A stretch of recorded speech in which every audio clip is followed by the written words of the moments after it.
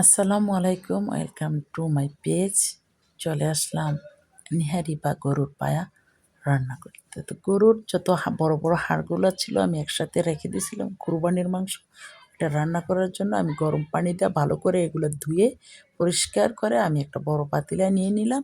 নিয়ে আমি এখানে গরম মশলা, আদা বাটা, রসুন বাটা, ধনিয়ার গুঁড়া, জিরার গুঁড়া আর পেঁয়াজ কাটা দিয়ে গরম পানি দিয়ে আমি এটা কুকারে রান্না করে নিছি। কুকারে এটা আমি ১ ঘন্টা ধরে রান্না করে নিছি। ১ ঘন্টা ধরে রান্না করে দিয়েছিলাম, হাড়গুলা ছিল একটু বড় সাইজের, তাই আমি এটা ভালো কইরা সেদ্ধ করে নিছি। তো এরপরে আমি এটা কী করলাম, মনে হলো যেন আমার কাছে মশলাটা কম হয়েছে। আমি আবার যখন বাগার দিব তখন আমি গরম মশলা দিছি, পেঁয়াজ দিছি, অল্প পরিমাণে তেল দিছি, যেহেতু হাড় থেকে অনেক তেল মগজ বাড়িছে। তো এখানে পেঁয়াজটা বেরেস্তা হয়ে আসার পরে আমি সকল মশলা আদা রসুন বাটা দিছি আমি এক চামচ করে, আর গরম মশলাও তো দিছি, সাথে হলুদ, লবণ, মরিচ, ধনিয়া গুঁড়া, জিরার গুঁড়া আর এগুলা দিয়ে আমি মশলাটা আবার কষাই নিছি। নিয়ে আমি মাংসটা কুকার থেকে আমি একটা বড় বলে আস্তে আস্তে করে হাড়গুলা বের করছিলাম, পায়াগুলো বাইর করছিলাম, ওগুলো আমি বল থেকে আবার মশলার মধ্যে কষাইয়া নিছি। কষাইয়া নিয়ে তারপরে আমি যে মাংসটি সিদ্ধ করছে আলাদা যে ঝোলটা ছিল, সেই ঝোলটা আমি কুকারে রেখেছিলাম, ওই ঝোলটা দিয়ে আমি রান্না করছি। তো আমি এই কুকার থেকে এভাবে বলের মাঝে এটা ভেড়ে নিছি। নেওয়ার পরে এই মাংসটা আমি মশলার মধ্যে কষাইছি।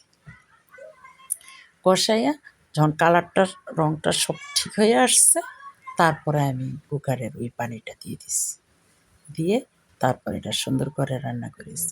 তো এভাবে যদি গরুর মাংসটা আপনারা গরুর পায়া বা নেহারি রান্না করেন, তাহলে কি দেখা গেছে যে ছোটো বড়ো সবাই খেতে পারবে। কেন? যেহেতু এটা কুকারে রান্না করা হয়েছে। কুকারে সিদ্ধ করে নিলে একটু নরম হয়, ভিতরের মগজগুলোও সুন্দরভাবে বের হয়ে আসে। তো অনায়াসে এটা রুটি দিয়া বা পরোটা দিয়া বা নান দিয়া যেভাবে খেতে চায়, বা ভাত দিয়েও খাইতে পারে, পোলাও দিয়েও খাইতে পারে, খালি অনায়াসেও খাওয়া যায়। তা এটা খেতে খুব মজা হয়। তো আমি এভাবেই এটা কষাইয়া তারপরে পানিটা দিয়ে গরম মশলা উপরে দিয়ে আমি আছি। তো আমি আমার ঝোলটা খুব সুন্দর করে পরিমাণ মতো এটা কষানো ছিল, এবং এটা গাঢ়ত্ব ছিল। আমার অতিরিক্ত কিছু দিতে হয় না, যে চালের গুঁড়া মানুষ অনেক কিছু দেয় বা পাউরুটি গোলায় দেয়, ওইটা আমার দিতে হয় না, যেহেতু আমার এটা রান্নাটা পারফেক্ট হয়েছিল। তো এভাবে যদি আপনারা রান্না করেন, তাহলে আপনারা এই নিহারিটা বা গরুর পায়া যেভাবেই বলেন, ওইটা সুন্দর করে রান্না করে খেতে পারেন এবং এটা সুন্দর হয়। তো এভাবে আপনারাও রান্না করে খাবেন। যদি ভালো লাগে তাহলে আমার, যদি এটা পেজে দেখেন, পেজটা ফলো করবেন এবং মতামত কমেন্ট করবেন। আর যদি এটা আমাকে ইউটিউবে দেখেন, তাহলে আমার পেজটা সাবস্ক্রাইব করবেন। ভালো থাকবেন, সুস্থ থাকবেন, সুন্দর থাকবেন, এই প্রত্যাশায় আজকের মতো বিদায় নিলাম। আল্লাহ হাফেজ।